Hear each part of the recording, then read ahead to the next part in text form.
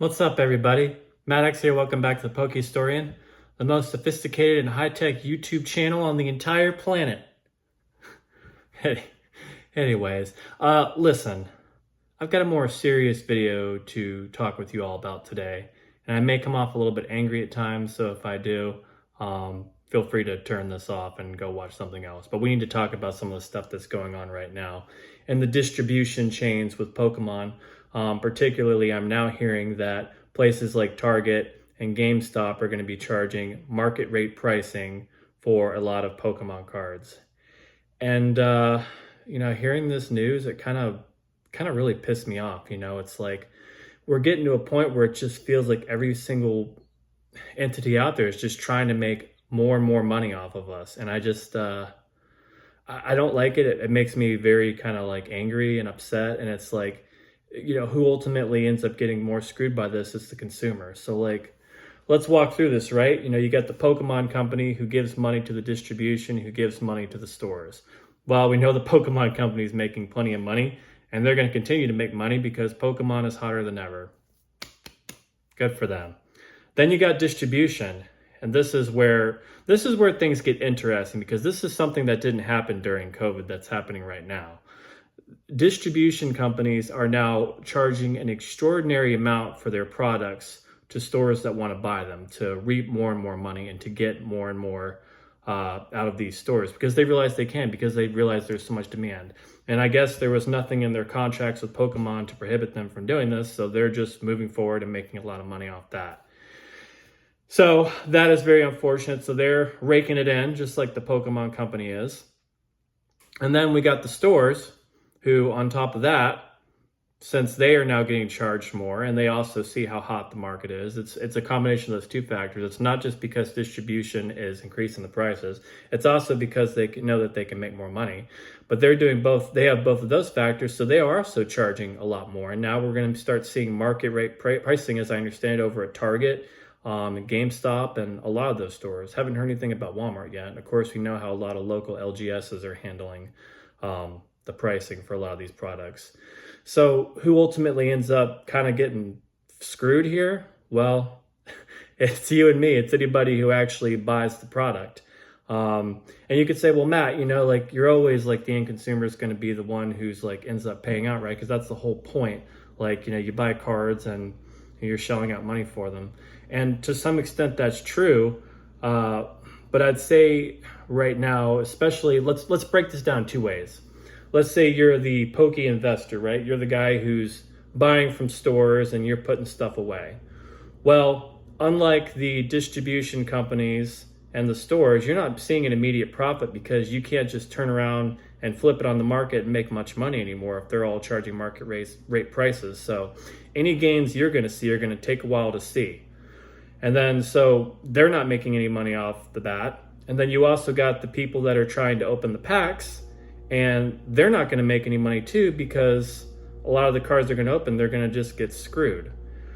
And I understand, like, okay, well, they hardly ever make money off the packs anyways, but now they're paying a lot more to open these packs. So it's like, and then we also, not only are people paying more to buy the packs, the cards are going down in price right now. So it's like, you're getting less reward for opening packs at all.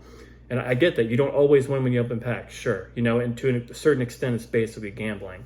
But your odds of coming out with any kind of gain or breaking even, or even coming out with any kind of value, are declining right now, because how much you're putting in on the initial investment when you buy, and then, like I said, the fact that the cards are going down so much.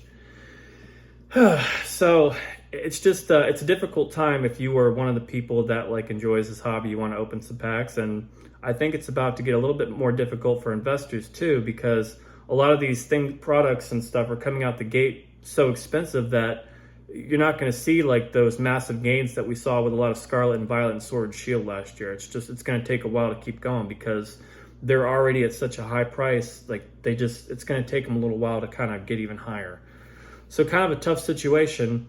And then the question becomes, well, Matt, if everything is so expensive, how come people keep buying it? Isn't this like hurting a lot of people at the bank? And the answer is yes, it is actually hurting a lot of people at the bank, especially a lot of the people that are lower income or middle of the road. a lot of them aren't able to afford the stuff, and the ones that are buying it are probably over leveraging themselves and shouldn't be buying at this price. So who's buying most of it? Well, most of the people that are buying it are going to be your wealthier people. And then you wonder, well, how are wealthier people like able to kind of like buy enough to keep the market going? And that kind of goes into another whole point here, is that there are a lot more wealthy people in this country than you could ever imagine. And it's hard to understand if you're not in that bracket. Like, I'm not in that bracket. I certainly would like to get into that bracket at some point, but I'm not there yet.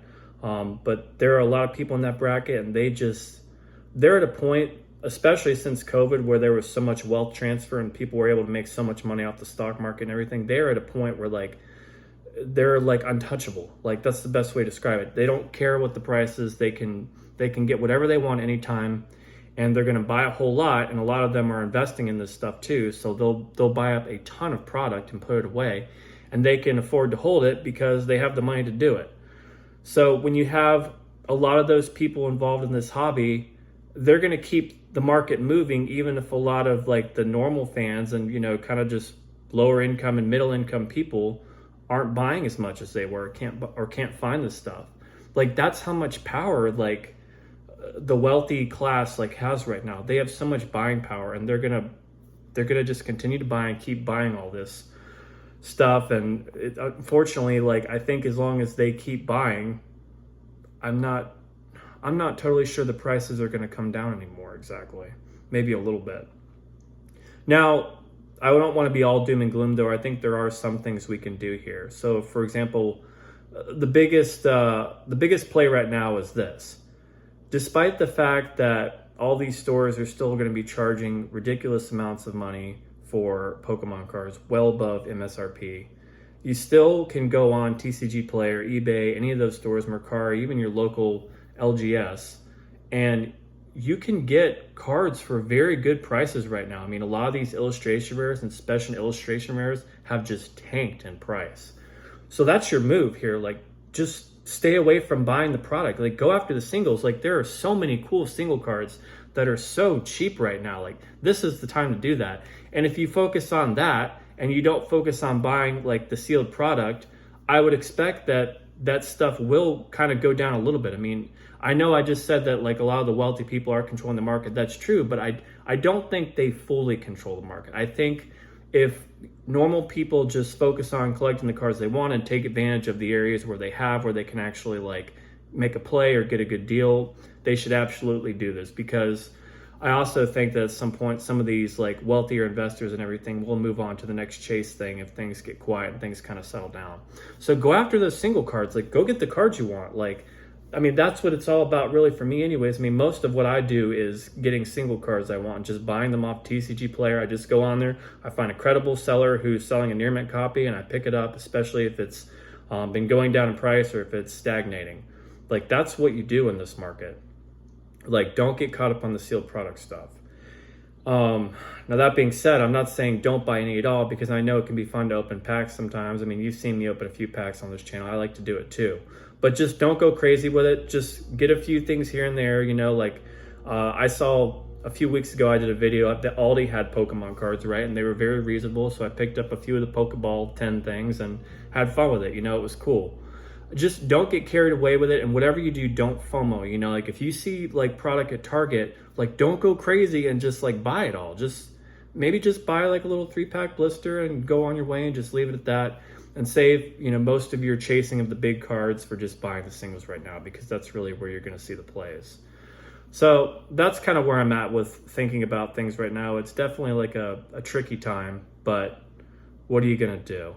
I mean, even I myself, I'm guilty. Like I've said several times now in my previous videos that with Destined Rivals, I'm going to pick up one of those boxes. I'm not going to sit out, because I can't risk the fact that those boxes are going to come down too much.